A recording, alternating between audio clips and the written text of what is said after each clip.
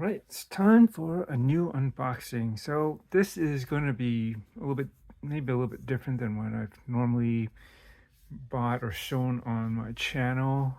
And this is purely for fun, a bit of nostalgia, and I think something like this, as you see, it's great that it's actually doesn't cost too much. And some of you might just think it's just a toy, it's crap, there's nothing horologically significant with it, and there really isn't. This is just for my own personal thing. It combines both my interest in watches as well as my love and interest in like Japanese anime and the related toys and other things that go along with particular franchises, and we'll get into that in a sec. So yeah, let's go into an unboxing. And it just came in a plain brown box. There we go. And it was wrapped in this, but the overview. And here it is. It looks like a little toy box. But yeah, this is from the Japanese series Macross, which I really grew up on and totally love. I mean, the TV series, which was adapted to I guess the American or Western market at least, was basically in the form of Robotech. And it started off the series with the Macross series, or saga, I think you called it.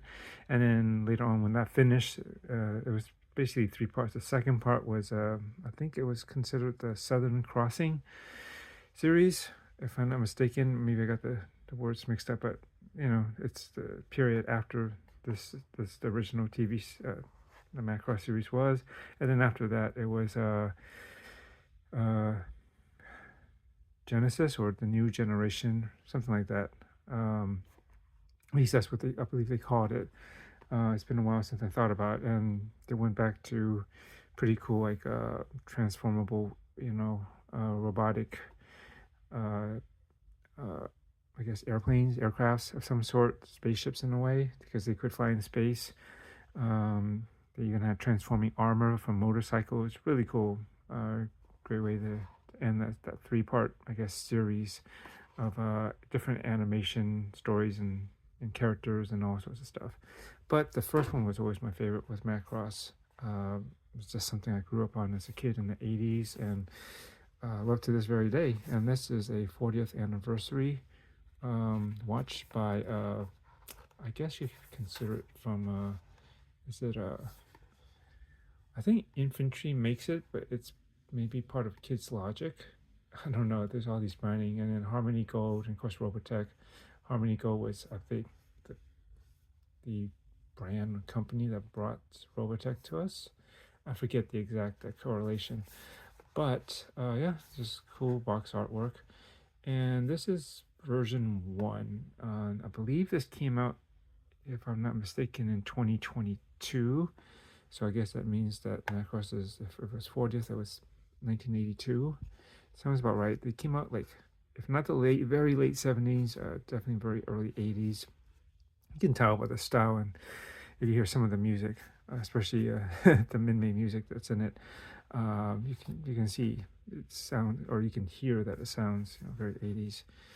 And yeah, this is a very beloved series, and I just love the mecha and the general story and the characters and everything about it. And so this was a version 1. I don't think it says on here, does it? Let me take off my glasses. No, at least not here. But later on they did come with a version 2, maybe even 3, but basically this version 1 is basically a chronograph, Quartz, and then later on they had I think they removed the chronograph, but they still made it in some style of this Macross series, and a bunch of different color variations, as you'll see here.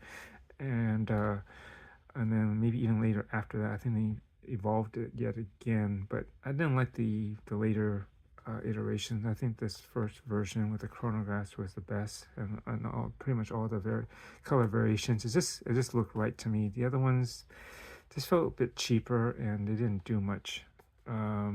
So anyways, I should try to flash up a picture here. What about here? Hopefully it'll be here. That this was basically a set of 9 different styles. You'll see, I think basically 4 that were based on like the Skull Leader or VF-1S style of Valkyrie. This is the classic one that Roy Fokker and later, at least in the TV series, and also I guess in the movies, but actually the movies, Rick Hunter, or as the Japanese call him, Hikaru Ichijo, we just call him Rick Hunter for American audience. He later took over this when his brother died. Oh, sorry, spoilers in case no one's watched the series. It's not his true brother, but he just considered his big brother. He kind of looked after him, and he was like the leader. So, anyways, there's 2 versions that's basically variations of this white, black, and yellow scheme. This is for the main Skull Leader, and so there's one with it's more black in it, and they're both on stainless steel. And then there's this ghosted one, which looks like this actually. And there's another version that's all black, and even the case is all black, and the straps all match too with the different color scheme. They'll have a different stripe in the main color of the strap, as you'll see in the you have seen in the picture. So there's 4 variants basically of the VF-1S. I personally like this. I believe I was thinking about it. I like originally I wanted to do the black, white, and yellow, but then I saw the other ones, and actually the ghosted version looked pretty cool. Actually, it was kind of like my top pick, actually. Subdued, but it showed enough. And then you'll have other variants, like they call them cannon fodder, but the VF-1A Valkyries. They have kind of a more cyclopic look. There's no picture of it here, but hopefully you saw it. If the picture is off by now, just back up, you can see it. It's more all tan colored, which I thought that was one of my favorite ones, actually, out of all of them when I was growing up. I just like that unique brownish tan color that it had, and that's kind of more simple head with one like gun that's coming off the middle of the head instead of this has actually twin guns on each side, but you can't really see it. And the VF-1Js have 2 guns, like one on each side, and they do have versions of this. This was Rick Hunter's original one before Big Bro died, and he took over, became Skull Leader of the squadron. But yeah, he had this for a good majority of the series, the VF-1J, which is basically a white with the red accents. And then his friend and ace pilot as well, Max Sterling, or as the Japanese would call him, Maximilian Jenius, had a blue version with the white accents. And later on, there's actually a red version of that with white, which is his counterpart, Miriya, who was part of the enemy, and she became part of their team, and she got her own Valkyrie, and those 2 got married, and they're like the top aces, one for the humans, and the other one for at least the female aliens was Miriya. And so they teamed up, and they had their respective blue and red Valkyries. And there's the VF-1D, which is like based off of the trainer Valkyrie that you see at the beginning of the series that Rick Hunter first flew. It's kind of like, it's trainer, so it's not really armed. It was kind of a tan color, off-white with orange accents, and that one looks pretty cool too. I would have mind if it wasn't going to be one of the Skull Leaders. It would have been the next one I would have liked is either the cannon fodder, the VF-1A, or the VF-1D I just mentioned with the orange accent. Again, to see it in the picture before, you'll know what I'm talking about. The colors are pretty distinctive. Otherwise, I like Max Sterling. He was always one of my favorites, if not favorite, character from the series, actually, because he was this ace pilot, and I like the fact that his main color was blue. So that might be my next favorite going down the list. But I didn't really want an all blue watch, but if I had to, pecking order of which one I would like, that one would have been 3rd from the bottom. 2nd would be this one. It's nice, but I don't know. I'm not looking for another like mostly white chronograph with red accents. I've kind of done that before. And the last one would be Miriya, because it's all red and white, and I don't know, because it's a female pilot, I'd rather have one of the ones that are the guys. So I know I've been babbling on for almost 10 minutes now, but this is my story, and this is, you know, something that is dear to me. And even though these, I believe, retailed new or about, if I'm not mistaken, from what I've heard or read, $70, $80-ish around there. And so you could get it, I think if you bought the whole set, it's around, I don't know, times 9, right? Then because I think a slight deduction for to buy this set, you get, you know, a group discount, I imagine, if you try to buy the whole thing. But otherwise, it was originally, I think, if I'm not mistaken, roughly $80 for one. And I think before they might have been considered a blind box kind of purchase, meaning that you may not know what you get, at least maybe how you would buy them. The seller may not just necessarily give you a choice, or just randomly pick one and you get it and you get what you get. That's the feeling I get when I was reading and looking at very few videos I know about this. It seems like it's kind of a blind game, but then again, I'm looking at this and then there's a very specific picture of a watch on the box, and I looked at some of the videos and I believe each box has whatever watch they have inside it matches this picture. So if so, cool to great, because this is actually the number one pick that I really wanted, and I didn't ask for it. I actually got this off Amazon, and it was under $40. So come on, under $40 for a fun watch that was tons of nostalgia for myself.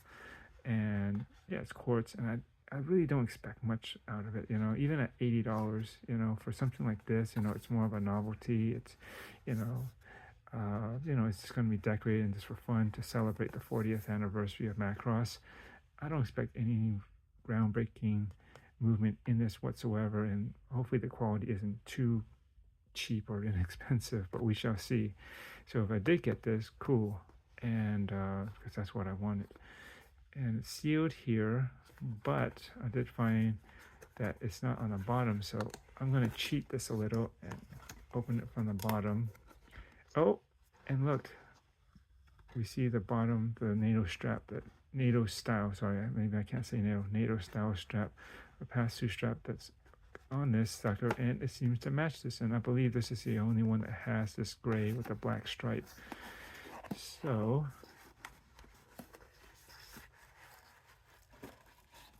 carefully pull it out. And anything in there? Nope, just the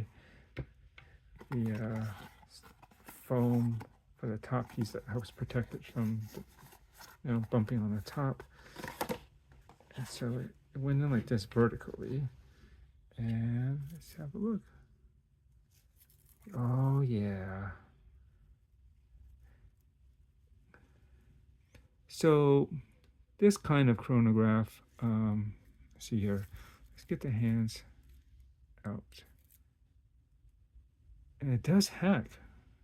I think everything seems to be in fairly good alignment from what I can tell. The 6 o'clock straight down, that's good.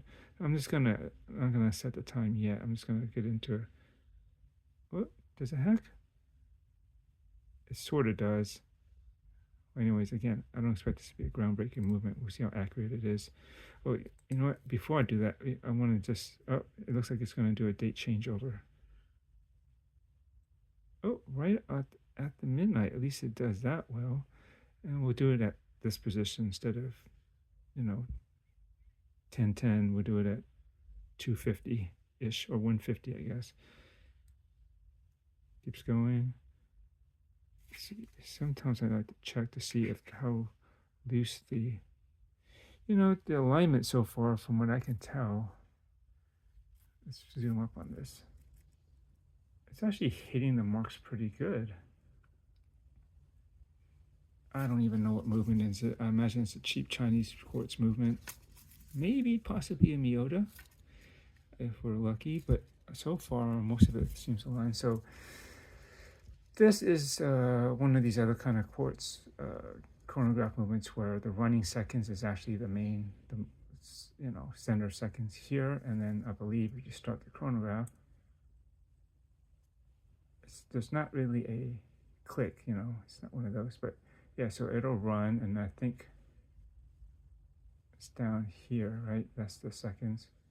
And then this is like the milliseconds, or what is it, the 10th of a second, I would imagine. That's what usually I think the fast running seconds is. So if I'm not mistaken, once it hits the 30, it'll probably go into power reserve mode and stop. Oh, no, it didn't do it. Interesting. Unless it just keeps running. Let's see, maybe we'll stop after a minute. Well, while we're working to that, yeah, that's okay. I mean, if you know my channel, I have much more serious watches and with a proper main seconds chronograph hand as this central seconds hand, you know, what it should be. Oh, okay. At a minute, it's when it stops. But if you stop it, I bet you it'll do like it'll move to that millisecond or whatever, 10th a second. Yeah. So there, keep going, stop, stop, like that, and then this should reset. You hear a click, but actually, it doesn't. I think it's because it hasn't been moved in a while. So that first one is a safe. Otherwise, it's pretty much silent, which is fine. Again, I'm not taking this as a serious watch. The alignment seems okay. This might be slightly off. It's possible something like this. If you do like a trick with maybe pushing the buttons a certain number of seconds, or if the crown is a certain position, you can tweak the alignment of the seconds hands. But I think for the most part, it's centered enough. Is there any protection on this thing on the outside? It looks like there should be a layer of plastic protecting this, I believe.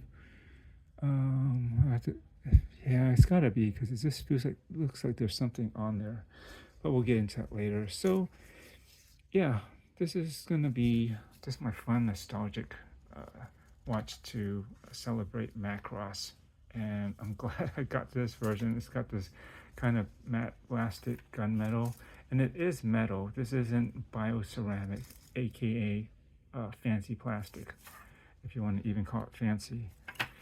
And this is sort of my answer to getting a fun watch chronograph, inexpensive quartz one. It's about the same size. It is 42. I'll go over the measurements in a moment. To say a Moonswatch, I was going to have to say. Those are fine. I got hyped on it, but it died really quick when you learn just how badly the lines were for it, and how, the fact that you can only get them at the boutique. Even though now it's supposedly a little bit easier to get now, but I don't like the fact that you have to find a boutique, because watch boutiques are like very far and few between, and so I'm not going to go out of my way for that. And I think this is not costing what, $200-300 at least, right, for a Moonswatch, and this is $40. At least that's what I got it roughly for, right? It was just under, and whatever tax and possibly shipping. And I found it actually on Amazon, and yeah. So there is no screw down crown. Oh, shoot. Remember, you don't want to do this at the red zone. I almost goofed up there. Hopefully that didn't. Let's just try that again. Hopefully it should change at midnight. This is going to be 12 p.m. If I go again, the crown action is very light, and so that's why it's quick to set, but that's okay. Again, yeah, pretty much right at midnight, so it doesn't look like that messed up. But let's make sure I don't do that again. I almost forgot. So then second position, if I can get to it, it's easier to do this way. And I think, let's see, I think that's the second position.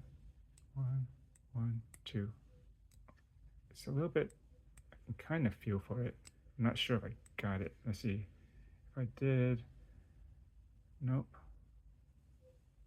Maybe just a little bit more. Nope. There, maybe right there. There we go. You can set the date like this, and I'll worry about that later. But yeah, These have the, I don't mind, you know, something.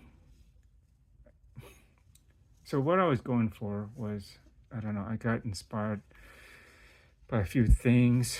I think while I'm paused on adding too much more new stuff to my collection, at least the ones what I want, it's quite a jump in the price range. So I'm saving up and I'm selling things. I'm trying to consolidate actually.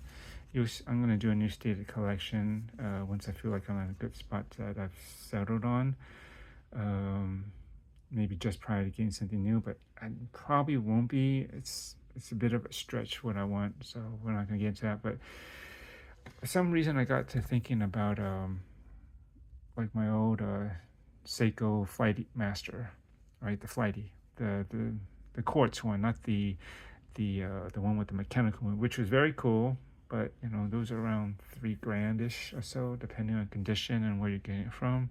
And I thought about that, but I don't know if I really want to. It's cool, but I don't know if I really want to spend it on that watch. It is a bit on the thick side, I think, relatively. But you know, for a column wheel chronograph, and it's a very unique style, and I believe that movement is even have been used in Creedors. It's got a cool power reserve. Yeah. Anyways, and I thought about, should I go back to the old Flighty, the Quartz that, what is it, the SNE, I can't forget that, 497, 479, is that it? But you know what I'm talking about, the one that's black and yellow, right? You've seen TGV praise it, and I'm sure some other people. I used to own one. If you look back at my videos, I think you'll find it. It's a cool watch. It's great for the price. But I was thinking, I don't know if I want to go back, and I start, so, you know, but, you know, it has that kind of complicated, you know, dial, which is funny because this does not actually move. You would think something like this, having a, seems like it's like a, what do you call it? A slide rule scale, slide rule calculator, like on the Flighty, and like stuff that has that complicated look, like a Breitling Navitimer. That's a look I was roughly kind of going for again. I was thinking, and then I started thinking about. I remember they had this watch in, you know, the skull leader colors, the white, black, and yellow, and I started looking at these again, and I said, well, you know, this might be kind of fun and cool if and you know, I just was curious, and I checked the prices, and I said, what? I can find these for about, at least on Amazon, for about $40 or under. What the hell? It might be something fun to just have, you know. And again, something that's semi-complicated, you know, it's got a lot of stuff going on that dial. I don't mind that the date is down here by the 4, I guess that would be the 4:30 roughly. And it gives you the date it was and after, or rather after and it's going to be. Sometimes some watches do that. They just let you know in case you don't remember what the date was before 20. Oh, yes, it was 19. And what's the date coming afterwards? 21st. But it's no big deal. It's just a design style, and that's what this watch is about. It's this design and style of, you know, somewhat classic, you know, pilot chronograph with the complicated bezel, which this really should move, right? If it's just going to be used as a slide scale to do calculations, but I think it's missing some other things on here. I mean, what does it have on a rehot there? It's got some numbers. I see a 60, 70. You know, it basically repeats almost everything that's on the bezel insert here. I'm assuming you would do you should have been able to move this, but it's not. Namely, it's not necessary because I am not doing those type of calculations. This is purely just for looks, and I just did it for the Macross symbol here and the skull squadron. This is VF-1S, and I would consider this the low visibility version. It's kind of grayed out. It's much more subdued than any of the other models. If you want to see, I like that they paired it with this gunmetal, you know, case, and actually the hardware kind of matches. It's not quite silver. It does have a darkened look. However, let me back up a little bit. I'm not too crazy about this kind of NATO style strap. I think people refer to these as Zulu style. I usually find these keepers just a little too big, but maybe it needs to be for the particular way it keeps the straps. But you can see what I'll show you in a moment. I don't like the way they can't really fold flat. I mean, you have to put it down here, but if you knock it, it might stick up, and then it could fold it the other way. But then it looks kind of goofy if it's maybe going. Not to, it's just too much play here, and it's rather wide, and you'll see in a moment when I fit my wrist that well. On my wrist right now, I have a Serica 5303-1. This is the original black version. Yeah, which I should reset the top of this. I was timing something earlier. I think my laundry. And you can see the size difference between this should be a 42 versus a 39, but we'll see how it looks on the wrist. It looks like it has a decent, it's not that thick, it has a decent downturn on the lugs. And we'll do a quick measurement right now, so you know. It should be, if we measure from 2 to 4, exclude things, should be roughly 42 millimeters, 43 actually. Is that the case? They said 42. Let me check here.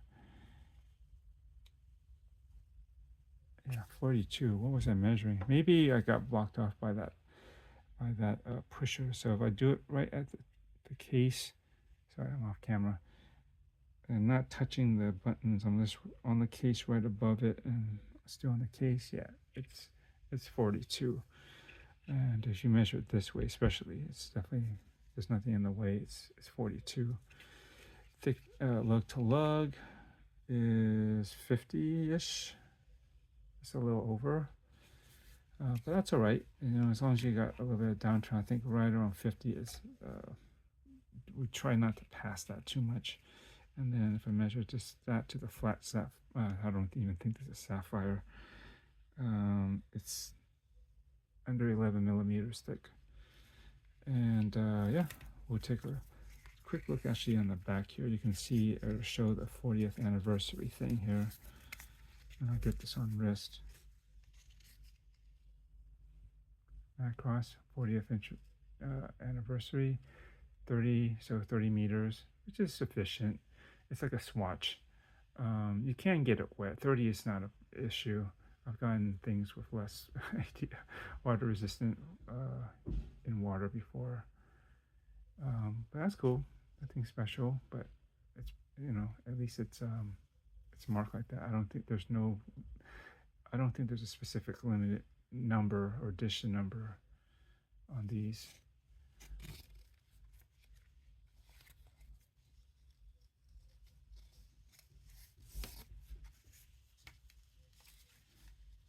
And we'll see how this looks on wrist. I wonder if I can do the sapphire test on my head. This is definitely not sapphire then. I saw more from Long Island watches said that you put this at fairly room temperature on your, it's kind of greasy, on your head, and you test it against a known watch that is sapphire. The sapphire will feel colder, and this definitely has sapphire. I would expect this would not have, but just probably a mineral crystal. It's got to be careful, but hey, whatever. I'll put this on my 7-inch wrist.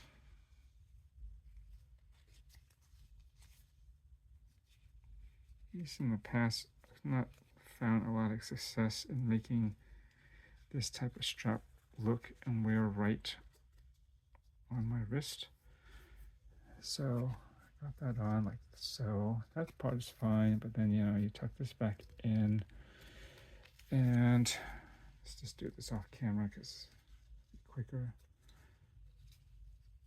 I mean, it's okay, but my Zen 155 came with something like this, and I really don't like it. It just doesn't fold. This actually seems to fold better than the one that came with my Zen 155, actually.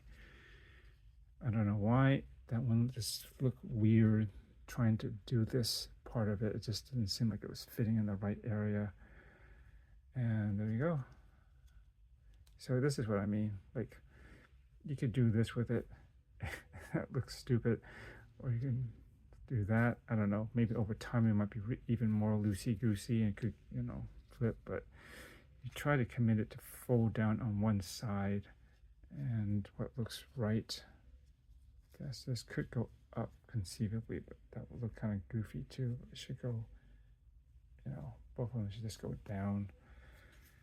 So this is how it looks like on my 7-inch wrist. You know what? I can go down one more size because now I'm starting to feel that maybe it's just one notch too tight. Maybe I can make this work. I'll give it a try. If you know look span. I believe it's 22. Looks like it. Yeah, 22.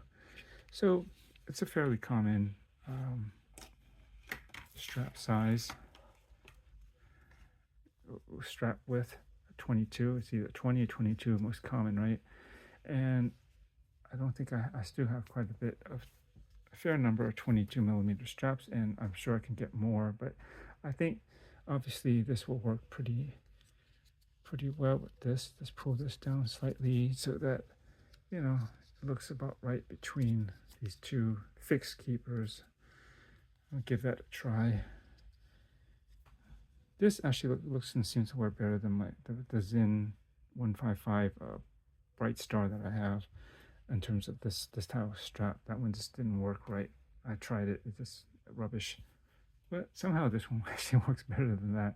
And I think it's cool. It's just I'll give this a try on this strap. I mean, it just matches. And again, I have no shortage of straps which I can swap this to. And yeah, I think it looks fine. Let me zoom in so that and pull back a little bit as far as I can get away from the camera because I don't have that much short space to work with. Let me just get the calipers out of my elbow space. You can see there should be a little bit less distortion when you're using a more longer telephoto style of field of view here. That thing looks pretty sharp, you know. It has semi-applied indexes, and it's actually not that hard to read, to be honest. You know, sometimes it disappear-ish, but I think it shines enough, and oddly, surprisingly, it has just enough contrast. And we'll just take a look at the dial again, the VF-1S logo right there for the Skull Squadron, the leader. You usually have the crossbones with the, you know, the Jolly Roger symbol. And a bunch of, like, what does that say, ejection controls. You know, there's a bunch of like little, you know, labels and stuff and symbolisms that are related to like aircraft. You know, it'll be on either the panels of the plane or somewhere in the cockpit, right? Stuff like that. Warning, hot air, stuff like that. So just various little things that you'll see. And yeah, I think I need to take a closer look at it. I bet you there is something on this. I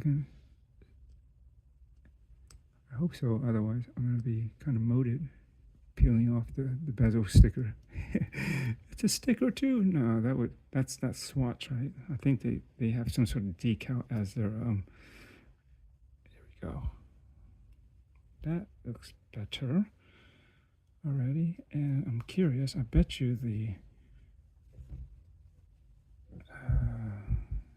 I don't feel anything on the crystal though. Time will tell if something starts to peel off the edge, but it doesn't feel like there's actually anything over the crystal. But I think that looks pretty sharp. I mean, it's just for fun. I mean, yeah, I do. This is not functional and stuff, and probably none of that scale. I mean, you know, come on. This is just for just to look cool, and again, bring back nostalgia of one of my favorite, if not favorite, anime series and movie. But all these watches are based off of more of the TV series, and then the movie condensed basically that whole story down into 2 hour ish, whatever the movie length is. They did make a lot of creative updates and changes to the characters and design, especially the aliens, the Zentradi or Zentron, as I guess they might call them. And yeah, it was cool. I really loved the movie too.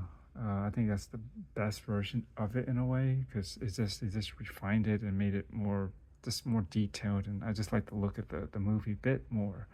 But the TV series will always be dear to my heart. So yeah, this is cool. Now I need to get one other model of the Valkyries, but I think it only comes in fighter mode, which is fine. But there's a low visibility version, and it would look so perfectly suited and matched towards this one, I think, this model. So anyways, yeah, I've rambled long enough, and maybe a number of you have checked out already, but I don't think there's too many videos on these watches, and so I'm doing one. This is an unboxing, and I guess first impression and then some. Just talking about things about this off the top of my head. Yeah, I think this is really cool. This is, yeah, for under $40, or roughly $40. I mean, I can't go too wrong. It's made of metal. That's already an improvement over plastic. I think to me, this design and the symbolisms on it mean more to me than whatever moon swatches are out there right now. I don't think the moon swatch movement is necessarily going to be that much better than this. At least you can see from my example, the seconds hand is hitting every mark fairly perfectly too. It was just somewhat impressive. Yeah, and I think these will be even more of a rarity to be seen on the streets than a moon swatch. So there's that, and yeah, there we go. So let me see. I doubt if there's any Lume on this. Let me see, out of curiosity. Hang on. So, just a moment of truth. It appears there is some, but not much, and I don't think it'll be all that great. So yeah, that's basically it. Not too impressive, and I'll be curious to see how long this lasts. It's a very thin strip of Lume on the handset. At least you'll see that the hand, you can tell that the watch is still running, right? With this, you can still make out the seconds winner. And yeah, having at least some Lume markers would have been nice, but you know, at least if it's on my wrist and I look at this in the dark, and if I could still see the handset, I know how my arm is orientated, so I can pretty much guess the time pretty well. You know, I don't need markers to see it, but it wouldn't have hurt. But there you go.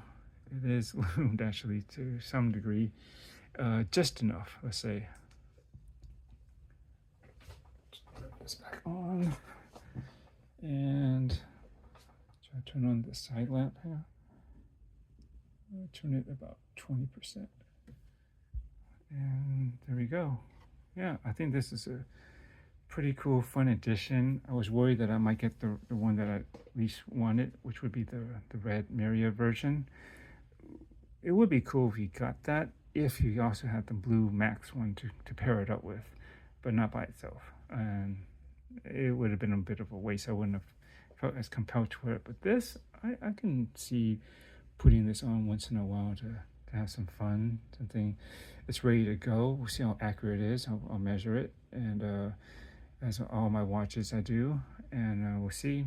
But again, expectations was relatively low. I was mainly going for a particular aesthetic and tie into a theme. And anything else is, if it's anything else good to show for it, it's just going to be bonus on top of all that. So that's it. I know this is going 40 plus minutes now, but that's how I do my stuff. And you'll be sure to probably see this on occasion in my watcher strapping videos, and maybe I'll eventually do a review on this when I'm good and ready. All right, thanks, and enjoy your watches. I'm probably going to be enjoying this one the next, at least my next day off tomorrow. It should be fun to test drive this one. Thanks. Later.